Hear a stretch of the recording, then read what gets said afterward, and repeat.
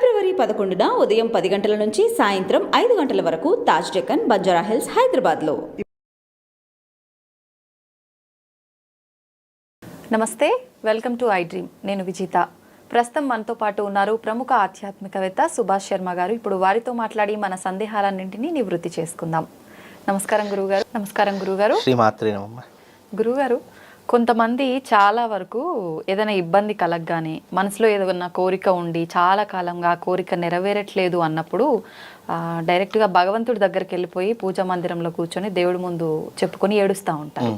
నిజంగా అలా ఏడవటం వల్ల మనకేమైనా దోషం అనేది వస్తుందా, లేదంటే ఆ కోరిక నెరవేరే ఒక ఛాన్స్ ఉంటుందా గురువుగారు? తప్పకుండా తెలియజేస్తున్నాము. ముందుగా ప్రేక్షకులందరికీ శ్రీమాత్రే నమః, శ్రీ గురుభ్యో నమః. యాదేవి సర్వభూతేషు మాతృరూపేణ సంస్థితాం నమస్తస్సై నమస్తస్సై నమస్తస్సై నమో నమః. క్వశ్చన్స్ చాలా వింతగా ఉన్నాయి. అంటే భగవంతుని ముందర ఏడవడము అనేటటువంటిది పరిష్కార మార్గం కాదు. మొట్టమొదట అందరూ తెలుసుకోవాలి, భగవంతుణ్ణి అర్చించాలి, యాచించాలి, అడగాలే తప్ప మనం ఏడిస్తేనో లేదు అని అంటే అది ఏడవడము అనేటటువంటిది ఎలా మనిషికి మొదలవుతుంది అని అంటే తీరనటువంటి కోరిక. దానికోసం ఎన్నో ప్రయత్నాలు చేసి విసిగి వేసారి అసలు ఆ కోరిక అంటేనే విరక్తి పుట్టేటటువంటి క్రమంలో ఏం చేయాలో అర్థం కాదు. సహాయం చేసేవారు ఎవరూ కనిపించరు. అలాగని మనం ఎవరికైనా చెప్పుకుందాము అని అనుకుంటా కూడా ఆ చెప్పుకునేటటువంటి మనిషి మనకు దొరకడు. అలా దొరకకపోవడంతో మనకి ఏం చేస్తామంటే లోపల నుంచి బాధ తన్నుకొస్తుంది. ఆటోమేటిక్గా ఇలా కూర్చున్నా కూడా టపటప నీళ్ళు కారిపోతూ ఉంటాయి. అలాంటప్పుడు కొంతమంది ఏం చేస్తారు అంటే దేవుడి దగ్గరికి వెళ్ళి మొర పెట్టుకుంటూ ఉంటారు, దేవుడి దగ్గరికి వెళ్ళి ఏడు చేస్తూ ఉంటారు. ఇలా ఏడ్చినటువంటి సందర్భాలు స్త్రీలలో కొన్ని వందల కేసులు ఉన్నాయమ్మా. అంటే ఏం చెయ్యాలో పరిస్థితి అర్థం కాదు. ఎవరికైనా చెప్దాము అంటే వాళ్ళు మనల్ని తిడతారు తప్ప వాళ్ళకు బాధ అర్థం కాదు. అలా అర్థం కానటువంటి సందర్భాలలో చాలామంది స్త్రీలు, పెద్దవాళ్ళు, ముసలి వాళ్ళు, మనలాంటి వయసు ఉన్నటువంటి ప్రతి ఒక్కరు ఏం చేయాలో అర్థం కాక ఏంటి అని అంటే కనుక దేవుడి దగ్గర పడి ఏడు చేస్తూ ఉంటారు, మొరపెట్టుకుంటూ ఉంటారు. అసలు నోట్లో నుంచి మాట ఉండదు, సైలెంట్గా కూర్చుంటారు, టపటపట నీళ్ళు కారిపోతూ ఉంటాయి. అది కడుపులో ఉన్న బాధ ఎప్పుడు పోతుంది? ఒక మనిషితో ఒక బాధ చెప్పుకుంటే సగం భారం దిగిపోతుంది అని చెప్తూ ఉంటారు. కానీ అక్కడ మనం చెప్పినా వినేటటువంటి దేవుళ్ళు ఎవరు లేరు ఇక్కడ. ఏంటి, మనము ఏదో బాధను, ఆవేదనను ఒక దగ్గర చెప్పుకోలేక ఒక దేవాలయంలోనో, ఒక ఆలయంలోనో, లేదా మన ఇంట్లో ఉన్నటువంటి పూజ రూమ్లోనో, లేదా బెడ్రూమ్లోనో, ఏదో ఒక నిర్ణీతమైనటువంటి ప్రదేశంలో, ప్రశాంతంగా ఉన్న ప్రదేశంలో, మనుషులు లేనటువంటి ప్రదేశంలో కన్నీళ్ళు అనేటటువంటి ఆటోమేటిక్గా వచ్చేస్తూ ఉంటాయి. అలా ఏడవడం వల్ల ప్రయోజనం అయితే ఏమీ ఉండదు. కాకపోతే ఏంటంటే బాధ అనేటటువంటిది బయట పడిపోయి కొంచెం మనసు అనేది ప్రశాంతంగా తేలిగ్గా ఉంటుందే తప్ప అక్కడ ఏడవడం వల్లనో కన్నీళ్లు పెట్టుకోవడం వల్లనో మన యొక్క బాధ అనేటటువంటిది పోదు. మనకు కన్నీళ్ళు అనేటటువంటివి, బాధ అనేటటువంటిది, నొప్పి అనేటటువంటిది ఎందుకు వస్తుంది అంటే పూర్వజన్మలో చేసినటువంటి కర్మ ఏ విధంగా మనిషికి తొలగిపోతుంది అని కర్మ విపాకంలో చెప్పడం జరిగింది. ఆ కర్మ విపాకం అనేటటువంటి శాస్త్రమునందు మనిషి యొక్క బాధలు కానీ, పాపాలు కానీ, లేదు అంటే వాళ్ళు చేసినటువంటి పూర్వజన్మలో చేసిన తప్పు ఒప్పులు కానీ ఏ రకంగా తొలగిపోతాయి అంటే, ఒకటి కన్నీళ్ల రూపంలో తొలగిపోతాయి, రెండు కష్ట రూపంలో తొలగిపోతాయి, మూడు బాధ రూపంలో తొలగిపోతాయి. ఈ మూడు విధానాలు అనేటటువంటి మనిషి యొక్క కర్మను తొలగించుకోవడానికి ఇవి మూడు కూడా కర్మ సిద్ధాంతంలో చెప్పినటువంటి అంశాలు. ఇప్పుడు ఉదాహరణకు నేను పోయిన జన్మలో ఏదో ఒక పాపం చేశాను, నాకు ఈ జన్మలో డబ్బుతో అనేక విధములైనటువంటి ఇబ్బందులు వచ్చాయి. అలా ఇబ్బందులు పడినప్పుడు ఆ మనిషి అనేక రకాల కష్టము అనేటటువంటిది అనుభవిస్తాడు. కష్ట రూపంలో ఆ బాధనంతా విముక్తి పొందుతాడు. ఇంకొకరు ఉన్నారు, ఏ స్త్రీని హింసించినా, స్త్రీని కొట్టినా, తిట్టినా, హింసించినా, మనము నిందించినా, లేనిపోని మాటలతో సూటిగా నొప్పించిన అలాంటి దాటికి కన్నీళ్ల రూపంలో బాధనంతా కూడా అంటే పాపం అనేటట్టు ప్రక్షాళన చేసుకుంటూ ఉంటాడు. తల్లిదండ్రులను కానీ, కుటుంబ సభ్యులను కానీ ఎవరినైనా హింసించిన కష్టరూపకంగా అనుభవిస్తాడు. ఇప్పుడు చాలామంది ఈ కూలి పని చేస్తూ ఉంటారు, మేస్త్రి పని చేస్తూ ఉంటారు. వాళ్ళకు పొద్దంతా కష్టపడితే కేవలం 500 800 వస్తాయి. ఎందుకు అంటే ఆ కష్టానికి అది అసలు ఇదే కాదు, అంటే ఆ డబ్బు అనేటటువంటిది విధానమే కాదు. కాకపోతే ఏంటంటే అతడు జీవితాంతం కష్టపడే డబ్బు సంపాదించాలి. ఆ కష్టం అనుభవిస్తూ పొట్ట గడుపుకోవడానికి ఆ 800 రూపాయలు అతనికి ఉపయోగపడుతుంది. అంటే కష్టము అనేటటువంటిది ఈ రకంగా తన జీవితంలో పరిహారం చేసుకుంటాడు. ఇలా ఎన్నో రకాలైనటువంటి మార్గాలు కర్మ విపాకంలో చెప్పడం జరిగింది. కనుక మనకు కన్నీళ్ళు వస్తాయనుకుంటున్నా, బాధ అనేది వస్తున్నా, మనకు తీరనటువంటి ఇబ్బందులు వస్తున్నాయి అని అనుకుంటే కనుక అది పూర్వజన్మలో చేసినటువంటి ఏదో ఒక తప్పుకి ఈ జన్మలో ఇన్ని రకాలైనటువంటి విధానాలు, బాధలు మనం అనుభవిస్తున్నామని ప్రతి ఒక్కరు అర్థం చేసుకోవాలి. సనాతన ధర్మం అర్థం చేసుకుంటే, దానిని అవగాహన చేసుకుంటే, నిజంగా చెప్తున్నాను, దానికంటే గొప్పనైనటువంటి జ్ఞానము ఈ సృష్టిలో లేదు. ఇప్పుడు చదువు నేర్చుకుంటున్నాము, దేనికి నేర్చుకుంటున్నాము? ఇప్పుడు చిన్నప్పటి నుండి డిగ్రీలు, పీజీలు అన్నీ నేర్చుకుంటూ ఉన్నాం. దేనికోసము? జ్ఞానము కోసము, అవగాహన కోసము, సమాజం అంటే ఏంటో తెలియడం కోసము, ఎవరితో ఎలా మాట్లాడాలి, డబ్బు యొక్క విలువ ఏ విధంగా తెలుసుకోవాలి, ఎవరితో ఏ రకంగా మాట్లాడితే మనకు పనులు జరుగుతాయి, ఇవన్నీ కూడా చిన్నప్పటి నుంచి మనం చదువుకున్న చదువు, మనకు విద్య నేర్పినటువంటి గురువులు మనకు ఇచ్చినటువంటి జ్ఞానం, ఇవన్నీ కూడా లోకంలో బ్రతకడానికి ఉపయోగపడతాయి. మన ముక్తిని పొందడానికి, మోక్షాన్ని పొందడానికి ఏమున్నాయి అంటే సనాతన ధర్మంలో అర్థం చేసుకునే జ్ఞానం కావాలి, అర్థం చేసుకునే విధానం కావాలి. అలా తెలుసుకున్నప్పుడు నీకు మోక్ష మార్గము, జ్ఞాన మార్గం అనేటటువంటిది దొరుకుతుంది. ఇప్పుడు ఉదాహరణకు ఒక ఉన్నతమైనటువంటి చదువుకున్నటువంటి వ్యక్తి ఉన్నాడు, ఐఏఎస్, ఐపీఎస్, ఎవరో ఒకరు, ఒక చాలా జ్ఞానవంతుడు ఉన్నాడు, అన్నీ చదువుకున్నాడు, అన్నీ తెలుసు, కానీ మూర్ఖత్వం కూడా అలాగే ఉంది. నీకు మూర్ఖత్వం అంటే జ్ఞానం ఉంది, మూర్ఖత్వం ఉంది. ఈ మూర్ఖత్వంతో ఉన్నటువంటి జ్ఞానము నీకు జీవితంలో ఎప్పటికైనా అది నాశనాన్నే కోరుకుంటుంది తప్ప నీకు జీవితంలో వృద్ధిలోకి రావడానికి ఎప్పుడు కూడా ఉపయోగపడదు. అలాగే నీకు సనాతన ధర్మం విలువలు తెలియకుండా, సనాతన ధర్మంలో ఆచరించే ఆచారాలు, సాంప్రదాయాలు, అలాగే దేవాలయాల యొక్క ప్రాముఖ్యతలు ఇవన్నీ తెలుసుకోకుండా నేను సైంటిస్ట్ని, నేను జ్ఞానవంతుణ్ణి, నేను గొప్పవాణ్ణి అని తెలుసుకున్నటువంటి వారు ఎవరైతే ఉన్నారో వాళ్లకు జీవితంలో బాగుపడే లక్షణాలు కనిపించవు.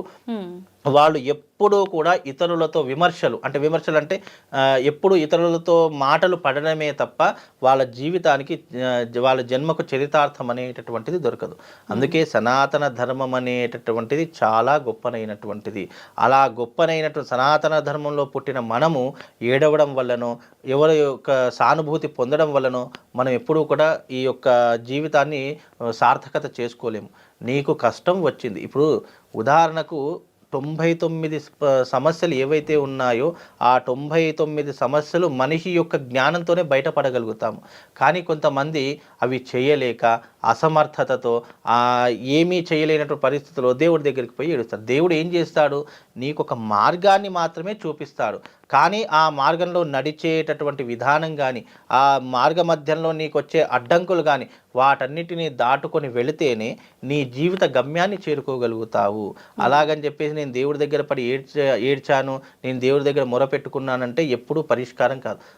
నీకు ఆ పరిష్కార మార్గం దొరకకపోతే ఎక్కడ నాకు ఆ పరిష్కారం అంటే నేను నా బాధకి పరిష్కారం ఎక్కడ దొరుకుతుంది అనేటటువంటి విధానాన్ని వాళ్ళు తెలుసుకొని, అలాంటి వ్యక్తిని నువ్వు తెలుసుకొని ఆ వ్యక్తి దగ్గరికి వెళ్ళి నీ బాధను చెప్పుకో, ఒక పరిష్కార మార్గం దొరుకుతుంది. భగవంతుడనేటటువంటి వాడు ఎప్పుడైనా మార్గాన్ని, నిర్దేశకతను చూపిస్తాడే తప్ప ఆ మార్గంలో నడిచేటటువంటి విధానము, ఆ మార్గం నుండి మనం గమ్యాన్ని చేరుకునే విధానం మనిషి చేతిలో ఉంటుంది. అది ఎప్పటికైనా ఏ మనిషి అయినా తెలుసుకుంటే మనం ఏడవాల్సిన అవసరము లేదు. కష్టములు లేనటువంటి వ్యక్తి, బాధలు లేనటువంటి వ్యక్తి, దారిద్ర్యం లేనటువంటి వ్యక్తి ఈ భూలోకంలో కాదు, అండపిండ బ్రహ్మాండంలో ఎవరూ లేరు. ఏ యుగంలో చూసుకున్నా, మన కృతయుగం నుంచి చూసుకున్న, కృతయుగంలో దేవతలు బాధపడ్డారు, త్రేతాయుగంలో రాముడు బాధపడ్డాడు, అలాగే ద్వాపర యుగంలో కృష్ణుడు బాధపడ్డాడు. దేవతలకే తప్పలేదు బాధలు, కష్టాలు, నష్టాలు, ఇబ్బందులు ఎవరికీ తప్పలేదు. అలాంటి వారికే తప్పనటువంటి కష్ట సుఖాలు, బాధలు మనుషులకు ఏ రకంగా తొలగిపోతాయి? పోవు. మనిషిని పుట్టుకతోనే అవి అంటిపెట్టుకునే వస్తాయి. అవి అంటిపెట్టుకొని వచ్చినప్పుడు దాన్ని ఏ రకంగా అధిగమించాలి అని ఒక రూట్ మ్యాప్, ఇప్పుడు ఒక రూట్ మనకు తెలియదు, మనం ఏం చేస్తాం? సెల్ ఫోన్లో వెంటనే నావిగేషన్ పెట్టుకుంటాం, రూట్ మ్యాప్ పెట్టుకుంటాం, ఆ గమ్యాన్ని చేరుకుంటాం. అలాగే భగవంతుడు అనేటటువంటి వాడు నీకు ఒక గమ్యాన్ని చూపించడానికి ఒక రూట్ని వేస్తాడు, ఒక మార్గాన్ని చూపిస్తాడు. ఆ మార్గం గుండా నువ్వు వెళ్ళాలి. ఎన్నో అడ్డంకులు వస్తాయి. ఒక మంచి పని చేసినప్పుడు ఎన్నో ఇబ్బందులు వస్తాయి. అలా ఇబ్బందులను దాటుకొని వెళ్ళినప్పుడే నీకు ఒక జన్మకు సార్థకత, నీ కష్టానికి ప్రతిఫలము, నీ కష్టానికి ఒక పరిష్కార మార్గం అనేటటువంటిది అతని జీవితంలో ఏర్పడుతుంది తప్ప భగవంతుని దగ్గర కన్నీళ్లు పెట్టుకోవడం ద్వారా మనకు ఒరిగేది ఏమీ లేదు. చెప్పుకో, నువ్వు నీకు చెప్పే మనిషి లేనప్పుడు భగవంతుని దగ్గరికి వెళ్ళి నువ్వు కష్టాలు చెప్పుకో, బాధలు చెప్పుకో, నాకు ఇవి తీరిపోవాలి అని చెప్పుకో. అవి యూనివర్స్కు కనెక్ట్ అవుతాయి. నీ కన్నీళ్ళు యూనివర్స్కి కనెక్ట్ కావు. నువ్వు చెప్పేటటువంటి నీ నోటి నుంచి వచ్చే మాట ఏదైతే శబ్దము అనేటటువంటిది ఏదైతే ఉందో అది యూనివర్సల్ కనెక్ట్ అయ్యి భగవంతుని దాకా చేరుస్తుందే తప్ప నువ్వు మౌనంగా ఇలా కూర్చుండి టపటపటపటప కన్నీళ్లు గారిస్తే తప్ప ఏమీ రాదు. కనుక నువ్వు భగవంతునితో కష్టం చెప్పుకో, నష్టం చెప్పుకో, బాధ చెప్పుకో, ఇబ్బందులు చెప్పుకో, దీనిని పరిష్కరించే మార్గం భగవంతుడా నువ్వే చూయించాలని చెప్పేసి భగవంతునితో మాట్లాడు. ఆ మాట అనేటటువంటి భగవంతుని దాకా ఏదో ఒక రూపం, గాలి ద్వారానో, నీటి ద్వారానో, జలము మన అగ్ని ద్వారానో ఏదో ఒక ద్వారా నువ్వు మాట్లాడే మాటలు ఆ భగవంతునికి రీచ్ అవుతాయి. అలా అర్థం చేసుకునే జ్ఞానం నీలో ఉన్నప్పుడు మనకు ఈ ఏడవాల్సిన అవసరం కానీ 10 మందితో బాధ చెప్పుకోవాల్సిన అవసరం కానీ ఏమీ ఉండదమ్మా. కాబట్టి ఏడవడం వల్ల మనిషికి నష్టమే తప్ప కష్టము తీరదు. కనుక నువ్వు భగవంతుని దగ్గరికి ఉన్నప్పుడు నీ బాధ ఏంటో చెప్పుకో, నీ కష్టం ఏంటో చెప్పుకో, లేదా ఆ భగవంతుడితో సమానమైనటువంటి ఒక గురువుని ఎంచుకో. ఆ గురువు దగ్గరికి వెళ్ళి నీ కష్టాన్ని బాధను చెప్పుకో, దానికి ఏదో పరిష్కార మార్గం చెప్తారు. లేదా గురువు దొరకలేదు, నీ తల్లిదండ్రుల దగ్గరికి వెళ్ళి చెప్పుకో, వాళ్ళు ఒక మార్గాన్ని చూపిస్తారు. ఇంతమంది దేవుళ్ళను కళ్ళ ముందర పెట్టుకొని నువ్వు దేవుడి దగ్గర పటం దగ్గరికి వెళ్ళి నేను ఏడుస్తాను, నా బాధ ఎవరితో చెప్పుకోవాలో అర్థం కావట్లేదంటే ఏమీ దొరకదు. కనుక ఇలాంటి విధానాన్ని జ్ఞానంతో అర్థం చేసుకోవాలే తప్ప అలా ఏడిచే వాళ్ళకి నేను చెప్పేది ఏం లేదమ్మా. ఓకే. అయితే ఏడుస్తున్నారు అంటే వాళ్ళ మనోధైర్యాన్ని వాళ్ళు కోల్పోయారు కాబట్టి ఏం చేయలేని పరిస్థితుల్లో ఏడుస్తున్నారు కదా గురుగారు, దానికి ఏమైనా పరిహారం లేదంటారా? వాళ్ళు మనోధైర్యం అనేటటువంటి ఇక్కడ మాట కదా. మనోధైర్యం ఏంటి? ఇప్పుడు మనిషి ఎప్పుడూ ధైర్యవంతుడే. మనిషి ధైర్యము లేదు అని అనుకోవడం మన మూర్ఖత్వం. మనిషికి ధైర్యం ఉంటుంది, కానీ అది సమయాన్ని, సందర్భాన్ని, పరిస్థితులను బట్టి అది బయటపడుతూ ఉంటుంది. అలాగని చెప్పేసి ఏడవడం వల్ల వాడు ఇదేంటి అధైర్యవంతుడని కాదు కదా. ఏడవడము అనేటటువంటిది ఏంటంటే చెప్పుకోవడానికి. ఇప్పుడు నాకు చాలా కష్టం ఉందండి, నాకు చాలా బాధ ఉంది, నేను ఈ పొజిషన్లో ఉండి ఎవరికైనా చెప్పుకుందామంటే వాళ్ళు నవ్వుతారు. ఈయననే 100 మందికి చెప్పేవాడు కదా, ఈయనకే ఇన్ని కష్టాలు ఉన్నాయి, ఈయనకే ఇన్ని బాధలు ఉన్నాయి, ఈయనేంటి 10 మందికి చెప్పేదని హేళన చేస్తూ ఉంటారు. కానీ ఎవరికి ఉండవలసిన బాధలు వాళ్ళకు ఉంటాయి, ఎవరికి ఉండవలసినటువంటి పరిస్థితులు వాళ్ళకు ఉంటాయి. ఇప్పుడు సీఎం ఉన్నాడు, సీఎం ఒక రాష్ట్రానికి సీఎం అయినప్పటికీ అతనికి ఎంతో కొంత నష్టం ఉంటుంది, ఎంతో కొంత బాధ ఉంటుంది.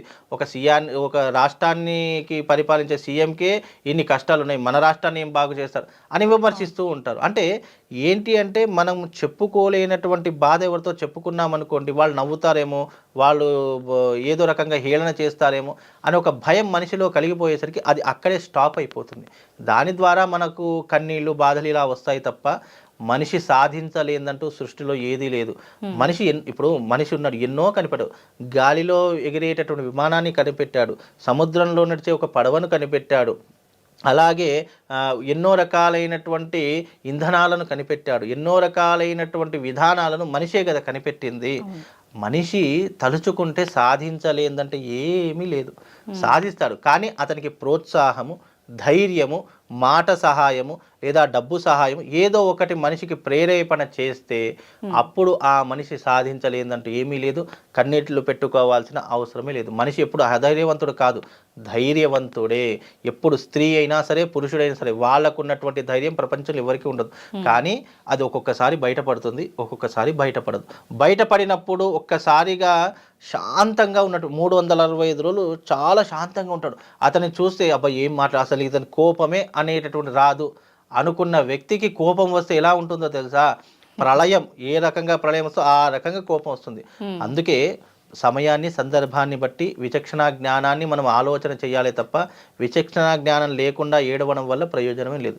ఎవరు కూడా ఏడవకండి, ఏడుస్తే ఏమీ లేదు. నీ కష్టాన్ని, బాధను నీతో ఎవరు పంచుకుంటారో వాళ్ళతో చెప్పుకో, తప్పకుండా నీ పరిష్కార మార్గం వాళ్ళే చూపిస్తారు. నేను కూడా అవసరం లేదు, వాళ్ళే చూపిస్తారు. దీనికి నేను చెప్పాల్సిన పరిష్కార మార్గం దైవాన్ని నమ్ముకో, పూజా పునస్కారాలు చేసుకో, లేదా నీ కష్టం ఈ రకంగా యజ్ఞ యాగం చేసుకో అని మాత్రమే చెప్తాము తప్ప నీ కష్టానికి ఏ మార్గం దొరుకుతుంది అనేటటువంటి నువ్వు గమ్యాన్ని చేరుకోవాలంటే నీ జీవితంలో 2 మార్గాలు. ఒకటి సరైనటువంటి గురువుని ఎంచుకోవడం. ఆ గురువు ఏది చెప్తే అది ఆచరణ చేసుకో. అది తప్ప రైటా, ఇది చేస్తే జరుగుతుందా జరగదా అనేది ఆలోచించకు. 2 నీ తల్లిదండ్రులను నమ్ముకో. ఈ 2 నమ్ముకున్నటువంటి వాళ్ళకి సృష్టిలో ఏ దైవం అవసరం లేదు. ఇది కూడా క్లియర్గా చెప్తున్నానమ్మా. దీనికి మించినటువంటి దైవం ప్రపంచంలో ఏం లేదు. గురువుని నమ్ముకో, ఎందుకంటే కళ్ళ ముందు నీకు కనబడతాడు, కళ్ళ ముందు పరిష్కారాలు దొరుకుతాయి. అలాగే తల్లిదండ్రులు నీ కళ్ళ ముందు ఉన్నారు, నీ కష్టం వచ్చినప్పుడు దానికి ఎన్నో రకాల మార్గాలు చెప్తారు కాబట్టి దాన్ని నమ్ముకో, నీకు అన్నీ మంచి జరుగుతాయి. ఈ 2 ఇప్పుడు గురువుని నమ్ముకున్నారనుకోండి, పూజ చేసుకో అమ్మా, ఈ రకంగా చేసుకో అని చెప్తాము. అది తల్లిదండ్రులు నమ్ముకున్నారనుకోండి, వాళ్ళు ఏదో ఒక పరిష్కారం, ధన సహాయము, మాట సహాయము, లేదా ఒక బలం, వాళ్ళ చుట్టుపక్కల ఉండి బలాన్ని ముందుకు నడిపించడానికి వాళ్ళ వెనుకుండి ప్రోత్సహించడం, ఇలాంటివి చేస్తున్నారు. అంటే మనిషికి కావాల్సింది ఈ 2, బలము, ప్రోత్సాహం. ఈ 2 ఉన్నటువంటి వ్యక్తికి సృష్టిలో ఏది ఆపలేదమ్మా. యూనివర్సల్ కూడా వాళ్ళకి కనెక్ట్ అవుతుంది, నేచర్ కూడా వాళ్ళకి సపోర్ట్ చేస్తుంది. అన్ని రకాలుగా వాళ్ళు ముందుకు వెళ్ళడానికి అవకాశ మార్గాలు ఎన్నో ఉంటాయమ్మా. ఇంతే, దాంట్లో పెద్ద ఆలోచించడానికి ఏం లేదమ్మా. థ్యాంక్ యూ గురుగారు. శ్రీమాత్రే నమః.